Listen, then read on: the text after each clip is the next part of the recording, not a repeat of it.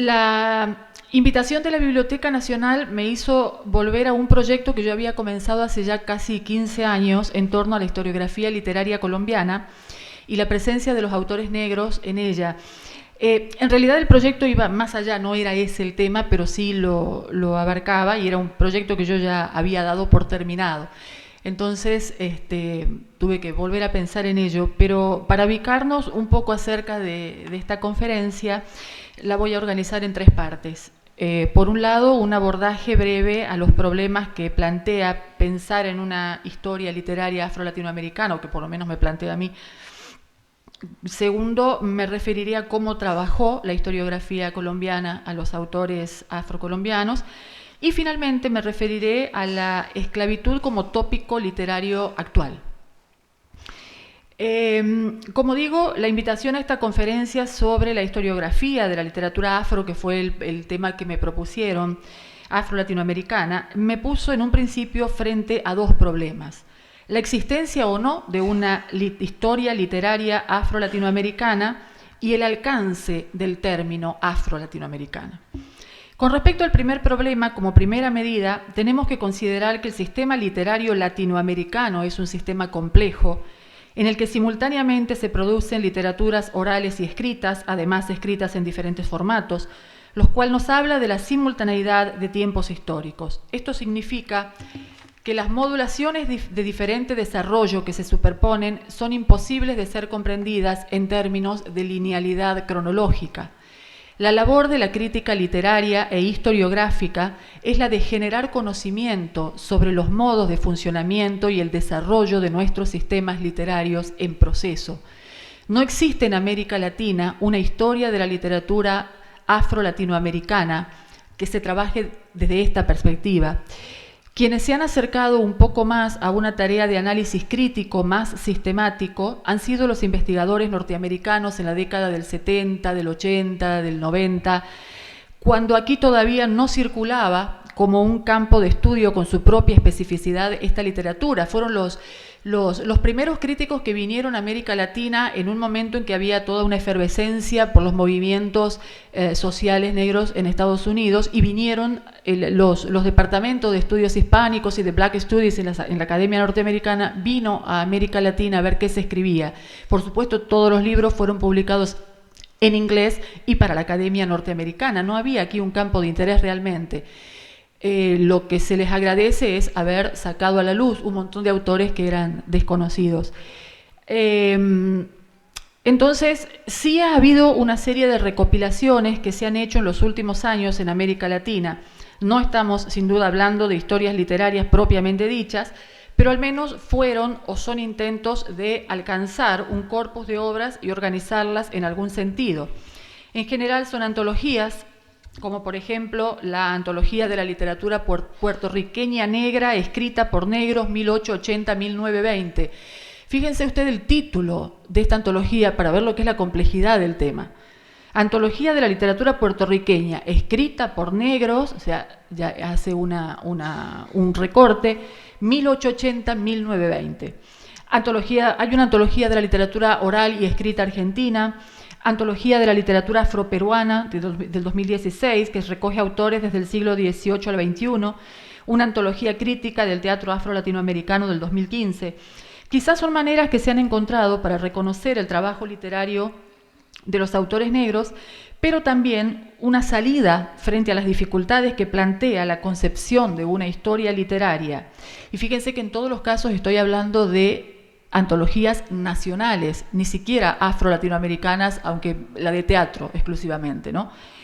Bien, con respecto al segundo problema, que es el alcance del término afro-latinoamericana, quiero referirme a las controversias que puede provocar el término, pues en los últimos años, sobre todo, el uso indiscriminado de categorías a las que se les ha agregado el prefijo afro debe advertirnos sobre la necesidad de ser cuidadosos, pues no puede ni debe ser aceptado acríticamente, al menos desde la reflexión académica. Las diferentes significaciones que pueden dársele a dicho prefijo según épocas y espacios comprende un abanico grande. Se puede ir desde una carga de etnicidad para quien denomine o se autodenomine afro vinculada a un origen, que es África, a una experiencia común, que en general es la de la trata esclavista, desde ese extremo hasta el otro, donde el concepto África como punto de anclaje identificatorio se aleja y responde solamente como significante de una resistencia sociopolítica, pero sin espesor cultural ancestral. Entre estos dos extremos, otras tantas posibilidades. Pero digo, estos dos extremos de un abanico complejo de posibilidades que podría significar lo afro, nos complicaría el trabajo de aunar bajo un solo concepto afro-latinoamericana a las disímiles producciones literarias latinoamericanas. En este momento, hablar de lo afro, y por diferentes variables que tienen que ver con todo el movimiento sociopolítico, cultural que comienza en los 90 y tiene su auge más fuerte a partir del 2000, también por situaciones específicas, digo, en este momento hablar de lo afro en general significa adherir a ciertas categorías de etnicidad que son vinculadas a un ancestro, a un origen común, a una experiencia compartida y en algunos casos a un grado de autenticidad, de concepto que también es problemático. Si estamos de acuerdo con esto, entonces deberíamos preguntarnos, ¿podemos clasificar como literatura afro a las obras de aquellos autores quienes nunca se reivindicaron como propia dicha condición? Estoy hablando de algunos escritores del siglo XIX, por ejemplo, cuando hablar de África desde el sentido común dominante era remitir a lo primitivo y lo salvaje. También podemos preguntar si entran dentro de la categoría las obras de aquellos autores que, aunque inmersas en el mundo de las culturas y las historias negras de las Américas, son autores que poseen un origen europeo. Tal es el caso, por ejemplo, de Alejo Carpentier, quien ha hecho sus grandes novelas históricas alrededor de los procesos históricos latinoamericanos y con una presencia de las culturas afro, y fue uno de los grandes escritores acerca de la revolución haitiana, etcétera, lo que ya todos conocen, El reino de este mundo, etcétera. Deberíamos dejar afuera al teatro bufo, que se desarrolló en la Cuba preindependiente en el siglo XIX, y que, a pesar de ser escrito por blancos, representado con personajes blancos pintados de negro, derivado del minstrel norteamericano, es de gran valor para el análisis de la representación de los discursos sociales de la élite de la época con respecto a los mulatos que alcanzaban un cierto estatus en la sociedad a través de un subgénero teatral que se llamó catedracismo, donde se criticaba la forma de hablar de los negros. Todo esto siempre hay un trasfondo socioeconómico, ¿no?, debajo. Se debería privilegiar a los textos dicientes de los límites culturales y la posición como miembros de una comunidad imaginada, más allá de la calidad literaria de los textos. Este es otro problema, o sea, ¿quién decide qué es la calidad literaria? Pero ese es otro simposio. Es posible entonces establecer un proceso de legitimación o falta de legitimación del proceso creativo, imaginativo, en función de una supuesta experiencia, y aquí entra lo de la autenticidad. Hay autores que son más auténticos que otros. ¿Qué es lo que determina esto? ¿Puede la literatura ser valorada solo en términos raciales? En cualquier caso, estas y muchas otras preguntas que les podrían surgir a ustedes mismos, hay que tener en cuenta que la literatura es una institución social cuya definición está siempre sujeta al tiempo y al espacio de aprehensión. Con esto en claro, también está claro que no vamos a resolver hoy estos cuestionamientos. Ni tampoco sé si van a o si deberían resolverse. Solo quiero con esto hacer referencia y dejar en el aire la idea de que sea lo que sea que consideremos literatura afro-latinoamericana, este nombre siempre será producto de una convención y no de algo preexistente. A esto también responde el hecho que se recupere y bajo qué categorías clasificatorias a determinados autores en las historias de la literatura. Como ejemplo, partamos de la idea que las historias de la literatura no son aparatos neutrales, sino que hay gente que las propone, hay gente que las escribe, hay gente que excluye e incluye autores, y eso también responde a determinados intereses. Muchas veces las historias de la literatura han tenido que ver con los conceptos de nación que se tienen en el momento. Entonces, en general, las producciones afro, o de autores negros o indígenas mismos o de las mujeres mismas, no aparecen en las historias de la literatura, sobre todo las más antiguas.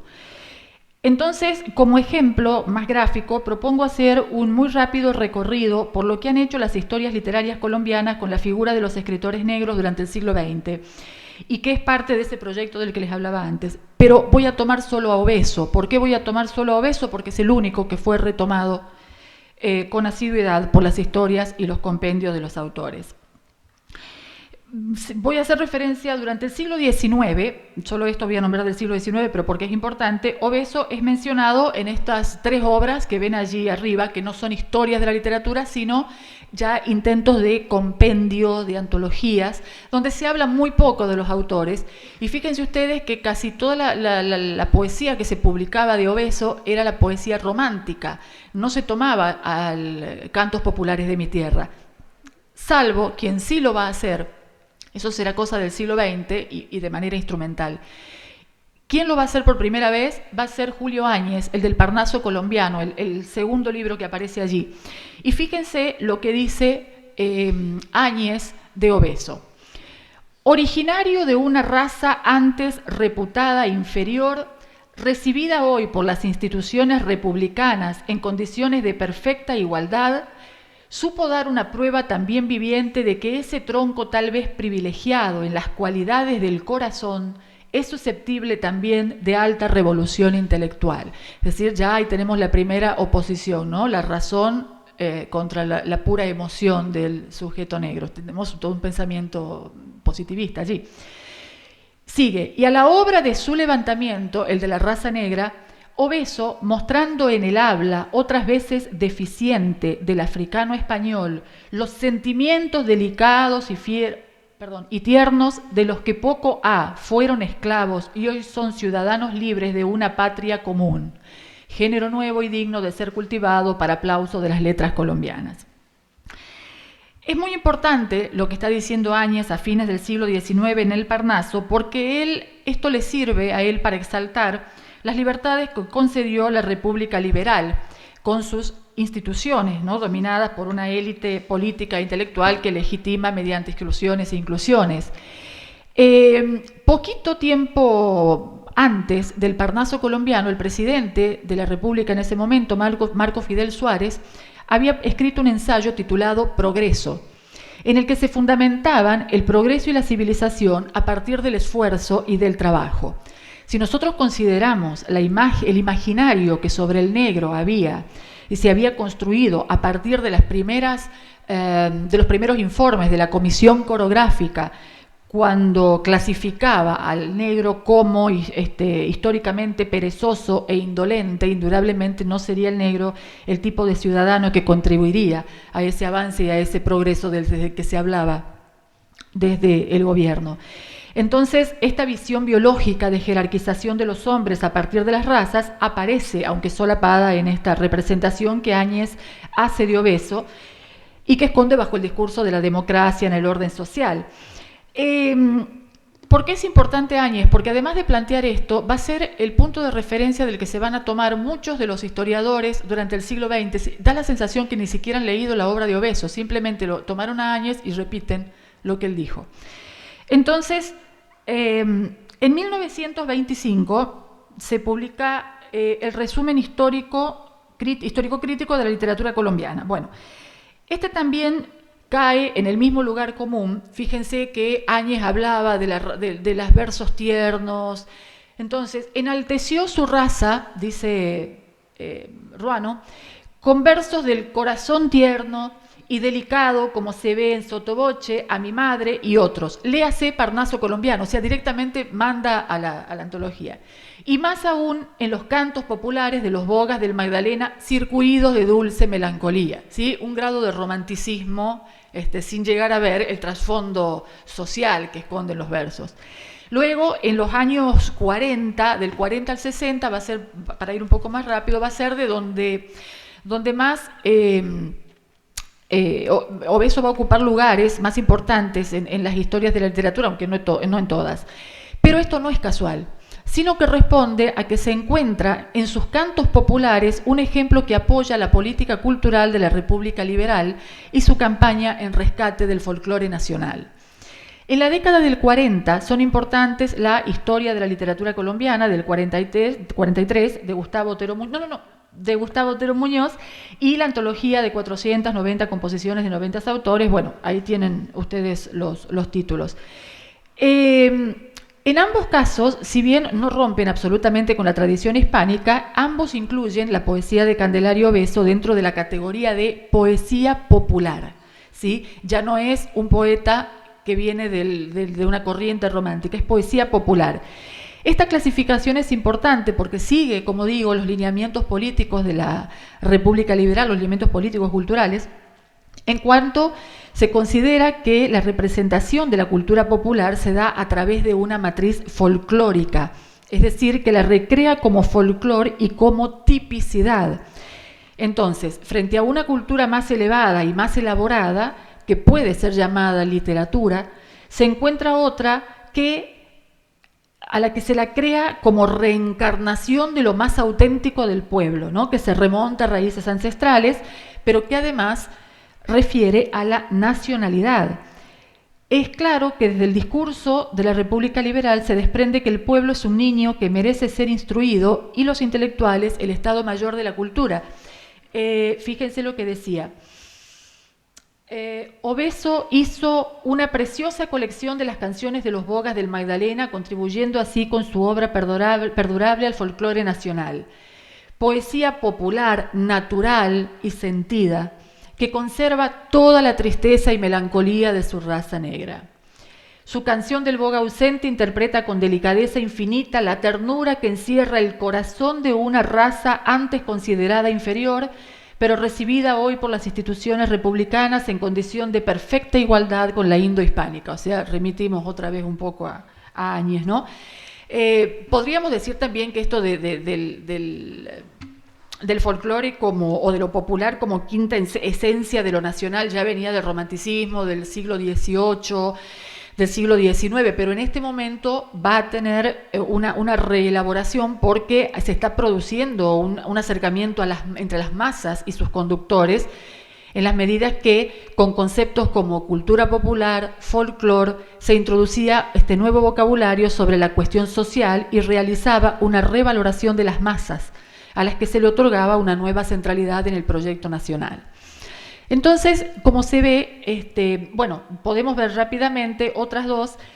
Esto es importante. Carlos Caparroso, miembro de la Academia y autor de 2 ciclos de lirismo colombiano, ya en los años 60, va a decir que Candelario Beso es un poeta criollista, se lo clasifica de otra manera, original cantor folclórico y un precursor en América de la actualmente llamada poesía negra, íntima melancolía, otra vez, de la raza negra, ¿sí? Un grado de romanticismo, idealización y dejando por fuera todo lo que sea algo de carácter político, social. Y finalmente, Núñez Segura, que en el 67 publica 9 ediciones de su libro, recién en la 10ª va a aparecer Obeso, y es la primera aparición de los poetas Elcían Martán Góngora y Hugo Salazar Valdés, después van a desaparecer. Y se unifica los tres en lo que se llama folclore negro-africano. Dice él, lo distintivo de la creación poética negrohispana o mulata, que se constituirá en estereotipo, musicalidad, sensualidad, sonidos onomatopéyicos, todo esto está en congruencia con su primitiva expresividad de casta. Hay mucha cosa para criticar acá. Primero, que la musicalidad, la sensualidad y los sonidos onomatopéyicos no aparecen. El hombre parece que estuviera leyendo a la poesía negrista del afrocubanismo de los años 30 y se lo adjudica a estos poetas, que no lo son. Y además, en congruencia con su primitiva expresividad de casta, estar trayendo un término colonial, ¿no?, para hablar de los poetas. La última que vamos a nombrar para hablar también de los errores en la recuperación es la de Fernando Ayala Poveda, que en su Manual de Literatura Colombiana del 84 dice de los cantos populares. Entre sus recursos experimentales, que luego serán la plataforma de los de Guillén, están tema y ritmos negros, empleo de paralelismos, aliteraciones, onomatopeyas, repeticiones insistentes de vocablos, frases o versos, inclusión de danzas rituales, cantos y elementos sensuales. Quien haya leído el canto popular, en su poesía existe una rebelión contra la cadencia silábica de la poesía castellana. No, o sea, el ritmo que marca Obeso, si bien tiene su influencia, es todo una cuestión mestiza, como es casi toda la literatura. Pero bueno, más allá de eso, este recorrido por la recepción de la obra de Obeso solo pretende ser una muestra gráfica de lo que decíamos antes en cuanto a que la literatura es una institución social y su producción y recepción crítica, su producción, su recepción, crítica, categorización, clasificación, siempre va a corresponder a un tiempo y a un espacio dados.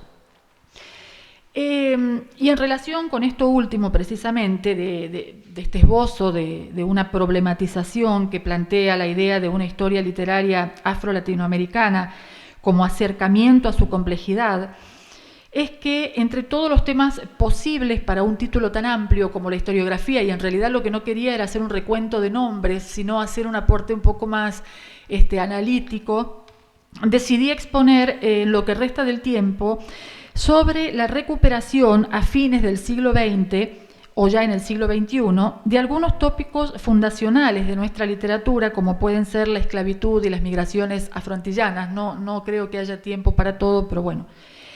El objetivo es pensar cómo y para qué se retoman estas problemáticas en este tiempo histórico. En general, las novelas históricas han dominado el campo de la producción creativa de la última década, y en ellas la esclavitud es el tema recurrente, pero no solo como tema histórico, sino también como punto de diálogo con la tradición literaria, a través de la literatura antiesclavista o abolicionista del siglo XIX, a pesar de que son pocos los países que tienen una literatura antiesclavista de peso en su tradición. Estoy hablando de literatura en sentido ficcional y no de otros registros como pueden ser los periódicos, los artículos periodísticos en los que tanta participación han tenido los sujetos negros en el siglo XIX y sobre lo que ya hay mucho estudiado en este momento, por suerte. Entonces, dentro del mundo de habla hispana, Cuba es sin duda la de mayor densidad histórica en novelas antiesclavistas, ¿no? Como Cecilia Valdés, Sab, Francisco, entre otras, sí, ¿cómo? Sí, Petrone Rosalía, etc. Textos en los que los personajes, más que sujetos, y estoy hablando de los personajes negros y mulatos que ya aparecían, más que sujetos con voz propia, y sobre todo los esclavos, eran operadores culturales, en la medida en que servían para dar cuenta de los intereses, las angustias, las políticas, los miedos de quienes los representaban, de los autores de estos círculos de escritores que se juntaban para sacar a luz este tipo de literatura. Esto quiere decir que el tráfico de significados que rodea la figura del personaje negro como operador cultural está sujeto a la historia de la que emerge, a la vez que como síntoma y diagnóstico de su tiempo, para parafrasear a Mabel Moraña, una gran crítica uruguaya. La literatura antiesclavista o abolicionista más conocida es la que responde a la literatura de primera mitad del siglo XIX en Cuba, con Domingo del Monte como mentor, digamos, ¿no? Donde se reunían en La Habana, en las tertulias prosistas. También se hacía aquí en Colombia. Vergara y Vergara era uno de los que tenían una de estas tertulias. Concurrían prosistas, poetas, novelistas, los autores de todas estas novelas. Y de manera que la novela antiesclavista cubana empezó a cultivarse bajo la tutela de determinados aristócratas que lo que trataban era de discutir temas que eran problemáticos en ese momento para una incipiente nación. Ustedes saben que Cuba se independiza allá en 1886, finalizando, se independiza de España, después viene a Estados Unidos. Entonces, tratar de discutir los temas o los conflictos más evidentes de la vida colonial: el tratamiento inhumano al esclavo negro, el crecimiento de la población negra, la trata clandestina y las consecuencias socioculturales de la presencia africana sobre la creciente cultura nacional. Entonces, los protagonistas negros, retratados como esclavos mártires en la narrativa abolicionista, inspiran la reacción lógica de que merecen un destino mejor que el sufrimiento del trabajo forzado o la muerte como única liberación. Sin embargo, este discurso abolicionista encubre la paradoja de sostener también la ideología de que había que limpiar a Cuba de la raza africana. Más allá del humanismo de los jóvenes letrados, había en estos un juego de intereses entre el abolicionismo inglés y el abolicionismo cubano, la fuerza de desarrollo industrial que reemplazaría la mano de obra esclava y sobre todo la necesidad de blanquear la cubanidad, proceso este último que llevarán adelante todos nuestros incipientes estados-nación con respecto a las minorías sociopolítico-culturales, ¿no? Indígenas y negros. Posteriormente, en la segunda mitad del siglo XX, esa literatura abolicionista que estaba constituida por representantes, digamos, por escritores que hablaban por los negros. En la segunda parte del siglo XIX se va a conocer otra poesía, que es la poesía de los poetas esclavos. Estos poetas participaban en las tertulias, muchas veces llevados por los mismos amos, y de manera tal de encontrar mentores. Allí aprendían a escribir, tenían lo que llamaríamos ahora talleres de escritura, y también ellos buscaban mentores para poder publicar suscripciones, para poder publicar sus obras. Quizás, salvando las distancias, porque aquí ya no estaba la esclavitud, también ha sido esa la intencionalidad de Obeso y de muchos escritores del siglo XIX, que si ustedes ven, publican sus obras dedicadas a grandes intelectuales de la época, ¿no? Necesitan ser reconocidos por lo que conforma la centralidad del campo literario. Entonces, dije hace un momento que la esclavitud es un momento histórico recurrente en las narrativas de las últimas décadas. Precisamente, entre las muchas aristas que ha abierto la producción de afroetnicidades en los últimos 20 años, tiene que ver con una mirada revisionista, no solo de la historia escrita, sino de la tradición literaria, a veces paródica, otra más filosófica, si se quiere, para la elaboración de lo que se denominaron narrativas neoesclavas. Sin duda, la esclavitud ha sido de gran inspiración para muchos escritores y para la composición de complejas figuras a lo largo de la historia literaria, pero la conjunción de condiciones sociales e intelectuales asociadas a los movimientos en pro de los derechos de los descendientes de africanos en América de los últimos años generó un espacio de reflexión que dio un giro en lo que a la representación de la esclavitud se refiere. Un giro que va unido a la fuerza que tomó también el campo teórico de la decolonialidad. O sea, como ven ustedes, son muchas las variables que se juntan. La fuerza que adquirió la decolonialidad y no la poscolonialidad. La decolonialidad en los últimos años, sobre todo en algunos espacios académicos de Sudamérica. Ahora bien, ¿de qué manera se articulan las retóricas de la decolonialidad que apuntan a romper con una episteme eurocentrada y el pensamiento afrodescendiente en la literatura contemporánea? ¿Cómo y para qué se vincula con la tradición de la narrativa antiesclavista?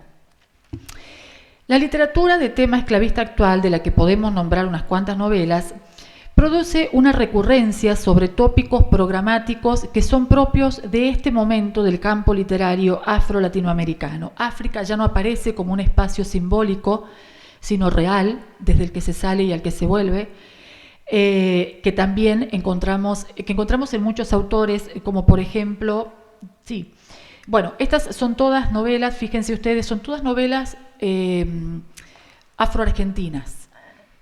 Se han publicado como 10 en los últimos 10 años, todas históricas, todas concentradas en el mundo de la esclavitud. Otras también, como el costarricense Quince Duncan, la que sigue, quien publica su novela del pueblo afrodescendiente, voy a hablar después, pero un mensaje de Rosa Quince Duncan, que lo escuchamos antes, un mensaje de Rosa en la que él habla ya de un sujeto transfronterizo, de un negro que también sale y vuelve al África, ya podemos hablar después. También con respecto a cuál es el África que imaginan, también otro simposio, ¿no? Es otra discusión. La referencia también se da en muchas de estas novelas de un sesgo pedagógico, de conceptos y textos de las ciencias sociales donde se desarrollan conceptos sobre las afroetnicidades. Fíjense, por ejemplo, El pueblo afrodescendiente de Quince Duncan es muy interesante porque lo único que él... es una novela de un género bastante indeciso. Es una mezcla de ensayo con estudio, con intento de ficción, en la que un grupo de jóvenes de toda América, desde Canadá hasta Argentina, se reúnen en un lugar, que probablemente sea La Ceiba en Honduras, pero eso me lo imagino yo. Se reúnen en un lugar para que un maestro, al que él llama Abuelo Juan Bautista Yayá, es también una creación de Duncan, les va a hablar sobre lo que es ser afrodescendientes. En muchos casos, las literaturas de los últimos años son literaturas normativas. De alguna manera dicen qué es ser afrodescendiente y qué es no serlo. Y sobre esto puedo contar después alguna anécdota con algún escritor. Entonces, digo, lo que hace El pueblo afrodescendiente es hacer toda una historia del negro en América y trae a colación todos los discursos de los grandes intelectuales racistas del siglo XIX, del siglo XX, para terminar concluyendo que, en definitiva, toda esa gente que está allí, que no se reconoce, algunos no se reconocen como afrodescendientes, terminan, después de esa educación, de esa formación, terminan considerándose afrodescendientes. Y es muy importante afrodescendiente, porque Duncan hasta este momento había escrito sobre el negro en Costa Rica. Empieza a hablar de afrodescendientes en los últimos años, después de todo este movimiento. Pero bueno, pero lo que más me interesa, y que creo que es la marca de este tiempo, es algo que comparten las obras de las dos invitadas a este simposio, que son Adelaida Fernández Ochoa y Yolanda Pizarro, entre otros por supuesto, y que es lo siguiente. En general, la crítica literaria repite la idea de que lo que se busca con estas novelas históricas es una reescritura del pasado, una revisión de historias oficiales. Es cierto. Hay una mirada crítica a la idea de nación decimonónica, concebida como comunidad imaginada homogénea, con una sola raza, una sola lengua y un solo Dios, como dice el lema de la Real Academia Colombiana de la Lengua. Recordemos que en los 90 la mayoría de los países de América Latina se declararon constitucionalmente pluriculturales y multiétnicos. Sin embargo, yo creo que los textos de Adelaide, de Yolanda y tantos otros van más allá de una revisión del pasado histórico. ¿Por qué? Porque además de intentar una ruptura de paradigmas en relación con la historia de las negritudes, se busca ganar la batalla en esa lucha por el sentido con respecto a ese pasado a través, y aquí está el punto de giro más importante, de personajes que se construyen como conscientes sujetos de derecho. Existe en estos textos una reflexión metanarrativa acerca del lenguaje que nombra, que clasifica, que califica y que por lo tanto produce sentido. Y en la medida en que se produce esta reflexión crítica, se consigue la liberación del sentido negativo que había asumido antes el sujeto racializado y sobre todo la mirada renovada de la mujer negra, esclava o liberta, desde la perspectiva actual. Mujeres con agencia, que actúan por sí mismas, y mujeres deseantes, que además y por sobre todas las cosas deciden sobre su deseo. Resumiendo entonces, digo que la batalla cultural contra el sentido común reproducido por la tradición literaria en cuanto a la representación de sujetos esclavizados asociados a la inferioridad intelectual, la irreprimible potencia sexual, la incapacidad de agencia, entre otros aspectos que hacen a las relaciones desiguales de poder, esa batalla, digo, se dará en algunas novelas contemporáneas en el marco de la reflexión sobre el lenguaje como mediador en la construcción de realidades y subjetividades. En el caso de La hoguera lame mi piel con cariño de... esta es la novela, no es la novela, es un conjunto de relatos, Las Negras, de Yolanda Arroyo Pizarro, otra de las invitadas que está aquí con nosotros y que también forma parte de todo este movimiento del que hablaba.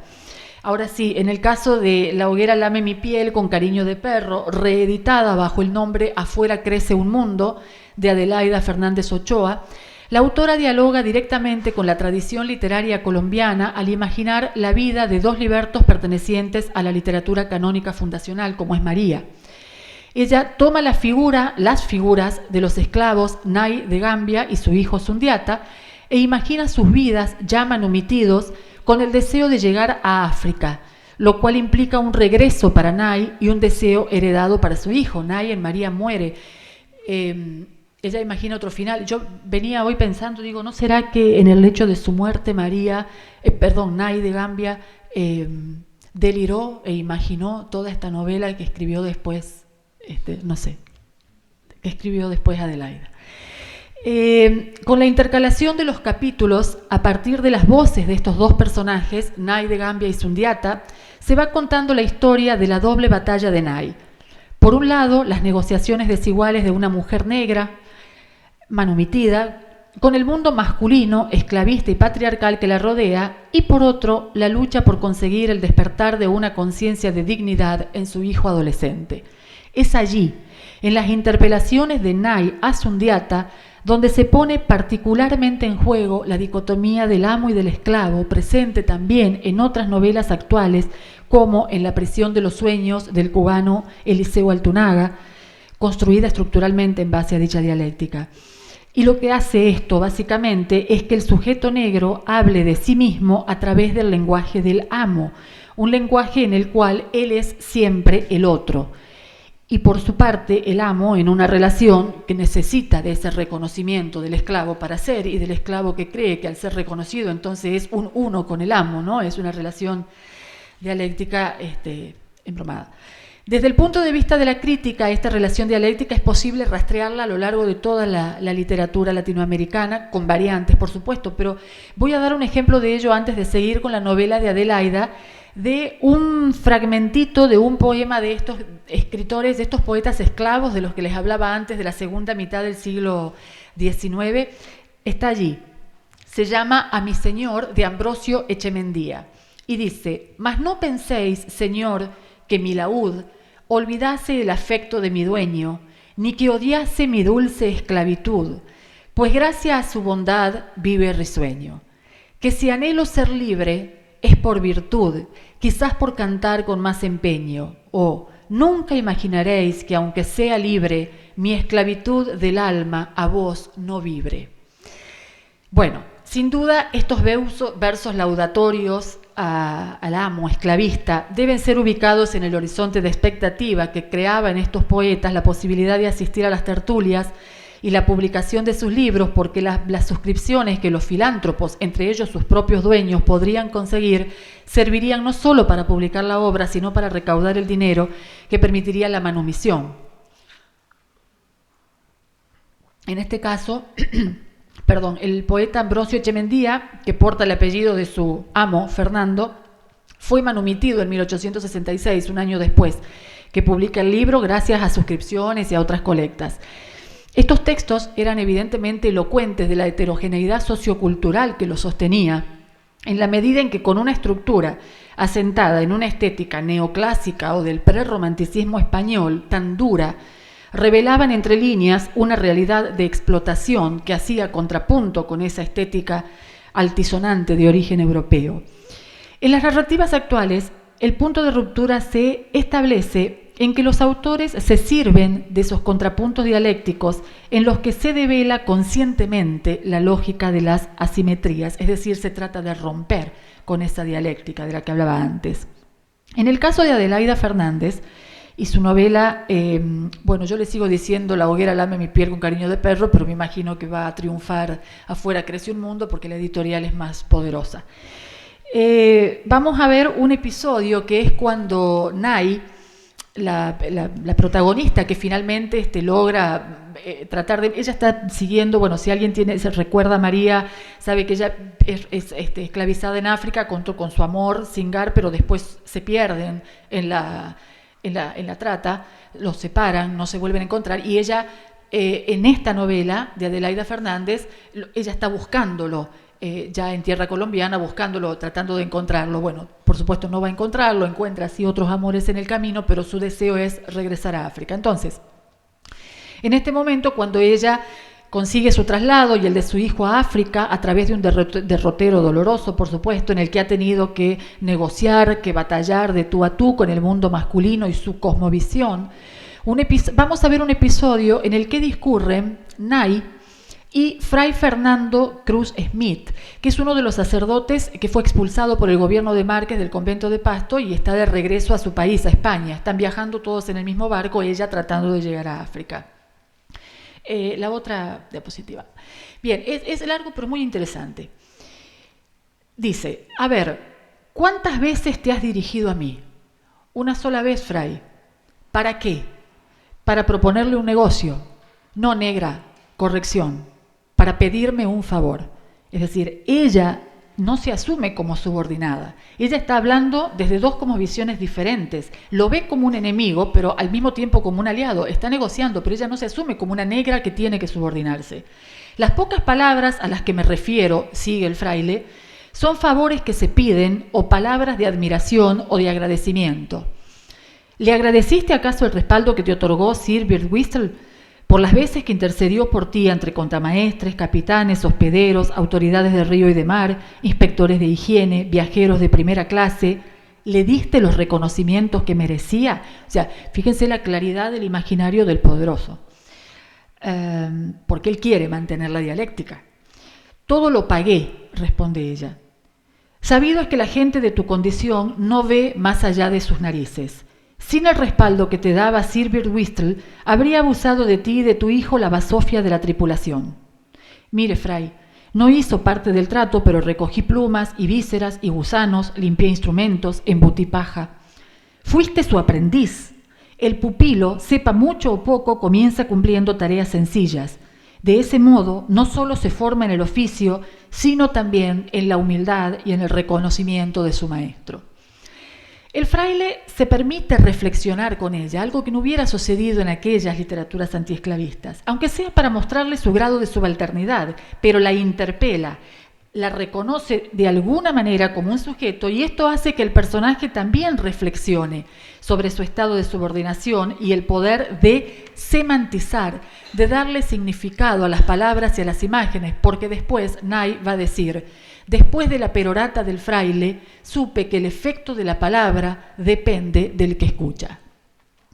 Aquí podríamos entroncar, ¿no?, con muchos textos de la historia literaria, producto del autorreconocimiento de la negritud, en la interpelación desde el exterior, como Victoria Santa Cruz, Georgina Herrera, etc.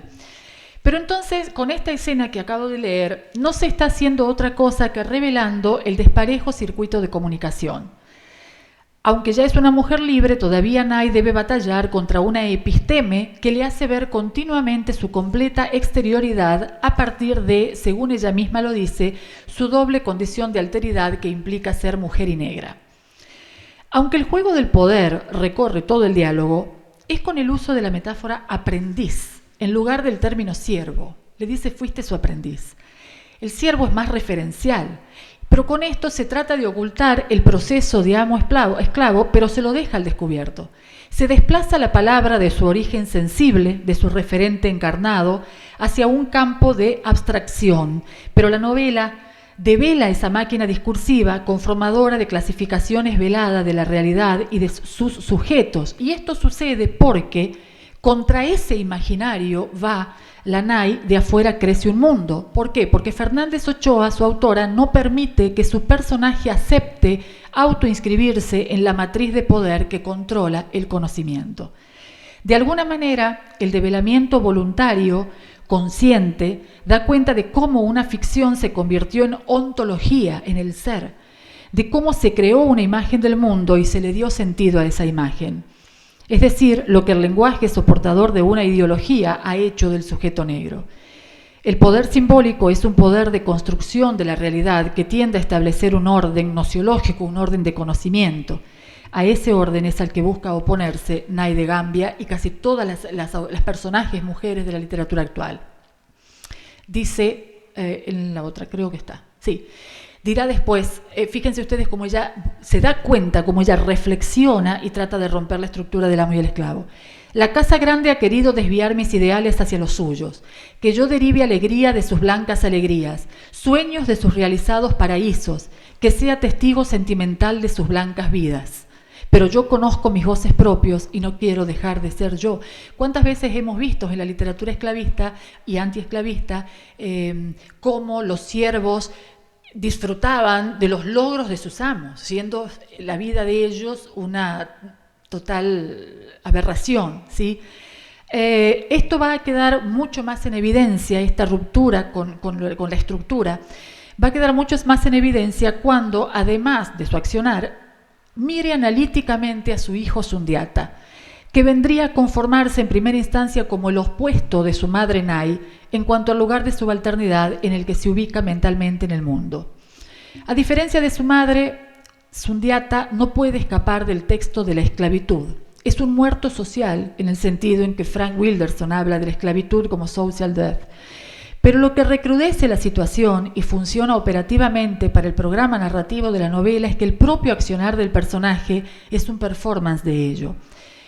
Mi hijo, dice Nai, mi hijo actúa como esclavo y eso moldea su pensamiento. Miente y tiembla. Las botas le ocupan sus horas de aprender y se siente orgulloso cuando el amo menor las calza. ¿Cómo logro liberar a mi Sundiata? Dice después, el niño le sirve. Como el garrote lo persigue, él suele pedir perdón. Yo estoy tratando de que no use esa palabra. La palabra perdón subordina. Yo haré que la cambie y en su lugar diga que no volverá a pasar. Que mientras los diga, mire al futuro. El futuro está más allá del amo, de su mano y de su pie. Recordemos acá el poema de Chemendía, ¿no?, que leímos antes. El reconocimiento del amo sentido como lo que le da el ser. Sin ello no hay nada. En esta novela, entonces, el punto no será solo cambiar los contenidos, sino los términos de la conversación. ¿Quién habla? ¿A nombre de quién? ¿Y con qué implicaciones? Se trata de ir más allá de la reflexión desde arriba que desmonta mecanismos de construcción de discursos otrificadores, que en definitiva es el objetivo de los estudios postcoloniales, para darle lugar a la autorreflexión consciente del sujeto interpelado en dicho mecanismo.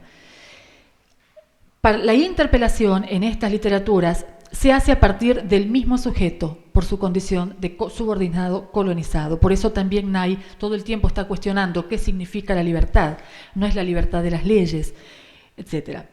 Entonces, entre aquellas literaturas antiesclavistas y estas que hoy podríamos llamar neoesclavas, hay todo un abanico de otras representaciones que se concentran en la historia nacional y otras que se concentran que se ubican dentro de la concepción de una diáspora.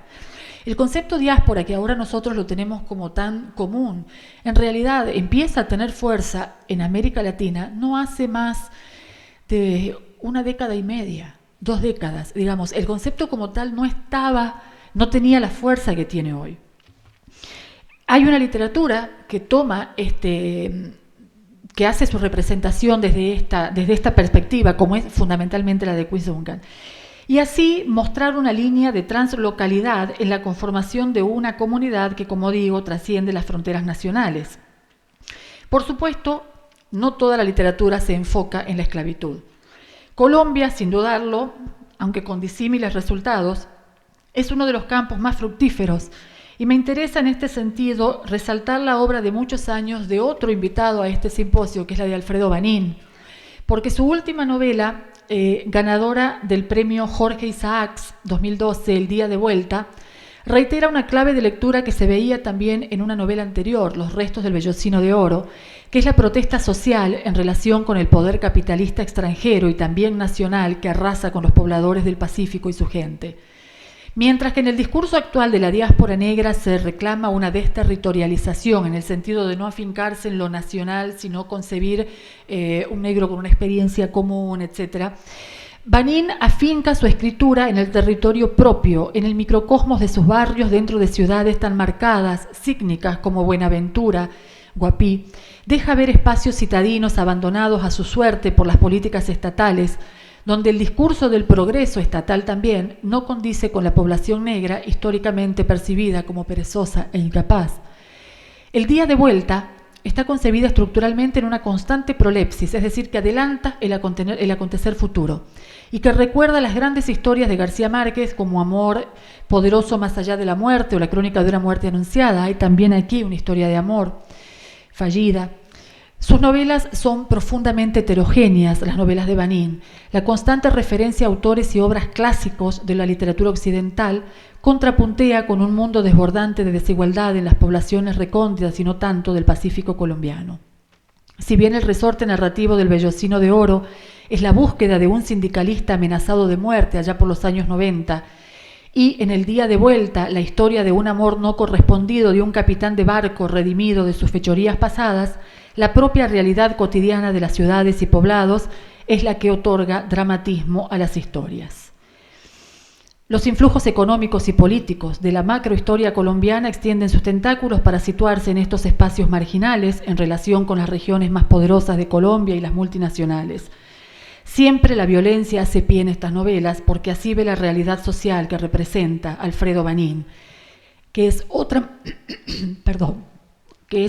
manera de narrar el mundo de las comunidades afro, mirando un pasado no tan lejano y con repercusiones en el presente.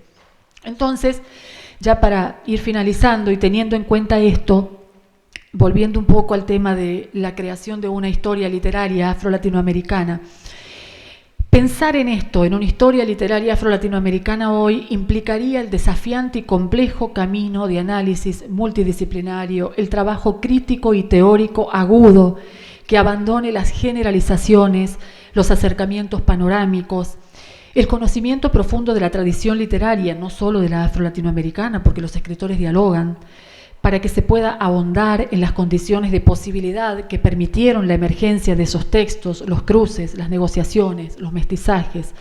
Implicaría también dejar de lado el anecdotario fácil que no contribuye a la revalorización de obras de grandes autores. Y por sobre todo, llevaría aparejado abandonar la concepción de continuum de la literatura para hacer hincapié en las discontinuidades, quizás analizar campos de experiencias y horizontes de expectativas de los escritores. Un recuento numérico de nombres nos llevaría a la típica historiografía que nada nos dice acerca de campos de interpelación, cambiantes, como la historia misma, que permiten o imposibilitan discursos. En definitiva, hablar de una historia literaria afro-latinoamericana, al hablar de una historia literaria afro-latinoamericana, estaríamos pensando en la identificación de aquellas configuraciones discursivas que permitirían establecer lo problematizable, lo narrable y lo argumentable, y así la variabilidad literaria y su articulación con la historia social y cultural. En definitiva, intentar una historia de la literatura afro-latinoamericana implicaría también pensar lo social como una totalidad heterogénea, conflictiva e inestable. No solamente pensar en los procesos ideológicos de construcción de regímenes de verdad, sino también las formas de autorreconocimiento que van desarrollándose de manera individual y comunitaria o colectiva. Y esto es algo final, digo yo, todo esto que estamos haciendo, nada de esto cuenta si no hay posibilidades de que esta literatura llegue a una mayor cantidad de lectores. Y todos conocemos las dificultades de la distribución de todas estas obras de las que yo le estoy hablando. Yo estoy seguro que la gran mayoría de ustedes no las conoce, no porque no tuvo ganas de leerlas, sino porque no llegan. El problema de la distribución es grave.